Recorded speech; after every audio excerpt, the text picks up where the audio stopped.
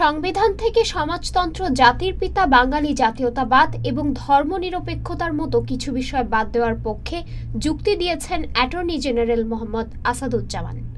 13 November সংবিধানের পঞ্চদশ সংশোধনী নিয়ে জারি করা রুল শুনানিতে এসব কথা বলেন তিনি। অ্যাটর্নি জেনারেল বলেন, মুক্তিযুদ্ধের চেতনা মানে এটা না যে হাজার হাজার মানুষকে গুম করা হবে, 60 লাখের বেশি মানুষকে গায়েবী মামলায় আসামি করা হবে, বিচার বহির্ভূতভাবে হত্যা করা হবে। মুক্তিযুদ্ধের চেতনার নামে এসব হতে পারে না।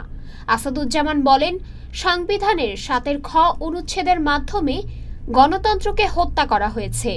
দেশ স্বাধীন হওয়ার পর তৈরি করা সংবিধানে জাতির পিতা ছিল না, এটি পঞ্চদশ সংশোধনীতে ঢোকানো হয়েছে, জোর করে চাপিয়ে দেওয়া হয়েছে।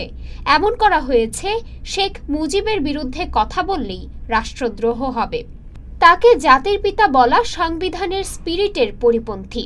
অ্যাটর্নি জেনারেল শুনানিতে আরও বলেন, তত্ত্বাবধায়ক সরকার বাতিলে বাংলাদেশের মানুষের হৃদয়ে রক্তক্ষরণ হয়েছে, মৌলিক অধিকার ধ্বংস করা হয়েছে।